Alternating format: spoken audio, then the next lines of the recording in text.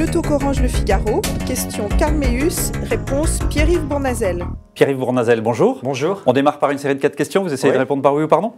La France a-t-elle eu raison d'intervenir au Mali? Oui. Êtes-vous favorable à un référendum sur la question du mariage homosexuel? Oui. François Fillon doit-il être candidat à la mairie de Paris? Non. Bertrand Delanoë présente la facture de la réparation du Champ de Mars après la manifestation de dimanche dernier. Ça vous choque? Un peu, oui. Merci d'avoir bien joué le jeu du oui-non.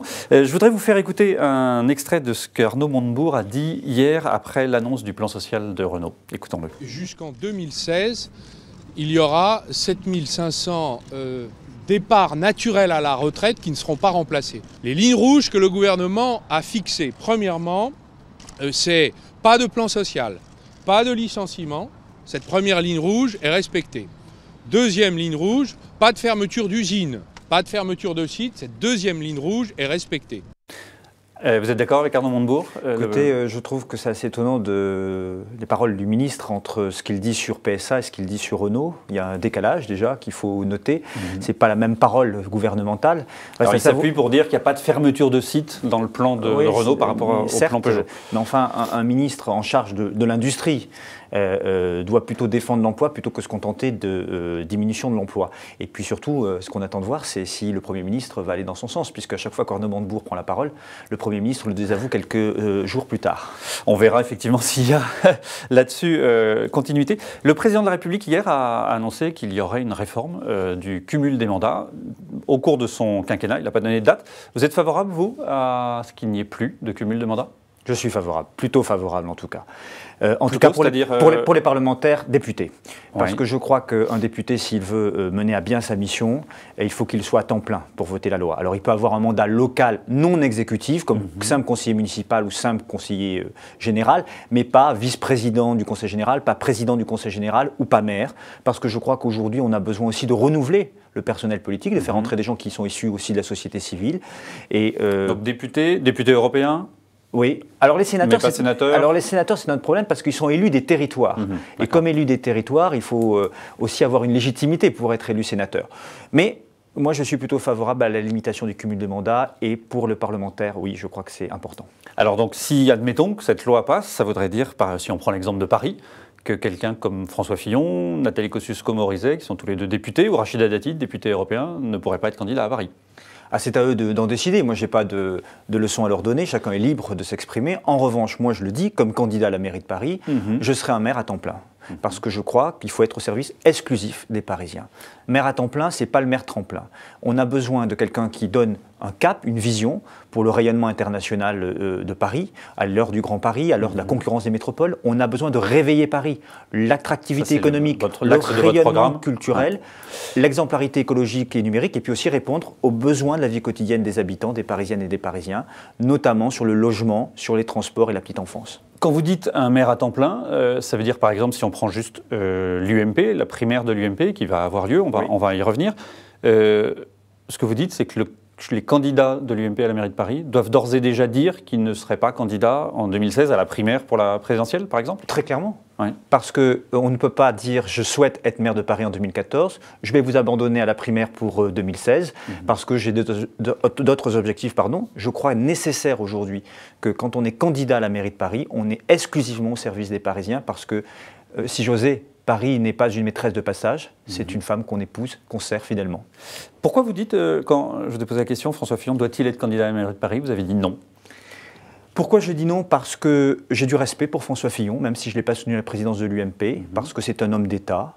Je crois que c'est un homme qui a de grandes qualités, mais je considère aujourd'hui qu'il est un peu tard pour être candidat à la mairie de Paris. Il aurait fallu nous le dire avant. On ne peut pas décréter les choses au dernier moment. S'il est candidat, eh bien, je respecterai sa candidature, parce que je menais une campagne constructive et positive, mais je considère que les messages qu'il a donnés jusqu'à aujourd'hui ne sont pas des messages qui sont pleinement consacrés sur Paris, et je crois que les Parisiens... pas assez investi sur Paris, les Parisiens attendent un maire à temps plein et pas un maire tremplin, je l'ai dit, pour lui et pour beaucoup d'autres. Mais chacun est libre après de se présenter, et ce n'est pas à moi de faire l'arbitre.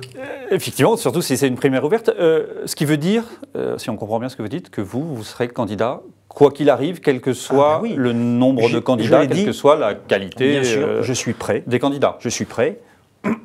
je suis humble, mais déterminé. Et très déterminé, parce que depuis 10 ans, je suis expérimenté à Paris sur les grands dossiers, je suis élu depuis 5 ans, pas un seul jour, je ne vais pas à la rencontre des Parisiens, je connais leur vie quotidienne, je vis dans le 18e arrondissement, j'ai l'esprit de conquête, j'ai envie de montrer que dans cette nouvelle génération, on peut avoir un projet solide, extrêmement novateur, qu'on peut surprendre à Paris et qu'on peut battre Madame Hidalgo. J'oserais même dire qu'elle n'a pas de prise sur moi. Je n'ai pas géré Paris dans le passé. Elle ne peut pas me reprocher. Vous ne vous sentez pas comptable d'un bilan de la droite avant 95 ? Non. Et elle ne peut pas me reprocher d'avoir une dette de l'État, par exemple, auprès des Parisiens, puisque c'est le discours de M. Delanoë et de Mme Hidalgo. Elle ne peut pas me reprocher d'être enfermée dans les citadelles de l'Ouest. Je suis sur le terrain de la reconquête, j'incarne une nouvelle énergie, j'ai une équipe solide derrière moi, il y a une véritable détermination. J'ai des idées que je vais soumettre dans ce débat et je le ferai de manière constructive et positive. Je veux gagner cette primaire. En revanche, je l'ai dit, je soutiendrai, si ce n'était pas moi, le candidat investi, parce que ce qui compte, c'est d'abord la victoire à Paris. Si on prend par exemple le bilan de Bertrand Delanoë, en 3 mots, comment vous le qualifiez ? Bertrand Delanoë n'a pas été un mauvais maire de Paris, il n'a pas été un grand maire. Il manque d'ambition parce qu'aujourd'hui Paris ne fait plus rêver. On a besoin de réveiller cette capitale. On a besoin de la rendre attractive sur le plan économique. Et je crois que la vie quotidienne n'a pas été facilitée des Parisiens. Galère sur le logement, par exemple. Un seul exemple. Quelle que soit votre condition sociale, classe moyenne, famille, précaire, personnes âgées, jeunes, c'est la galère pour se loger à Paris. Il faut redonner une nouvelle dimension à l'échelle du Grand Paris, davantage construire à l'échelle du Grand Paris du logement, trouver un équilibre social, sans oublier les classes moyennes et les familles qu'on ne loge plus aujourd'hui et qui sont obligées de quitter Paris et la première couronne, faute de propositions. Les tours, c'est une bonne idée, Pas dans Paris. En revanche, aux portes, si ça peut embellir le territoire, pourquoi pas, à condition que ce soit beau et écologique, mais pas dans Paris. Il ne faut pas toucher à notre patrimoine historique. La piétonisation des voies sur berge ? Moi, je ne suis pas favorable au projet de Delanoë, mais en revanche, je suis assez favorable à ce qu'on puisse aller vers un aménagement des voies sur berge. Il faut reconquérir notre fleuve, la Seine, il faut être moderne.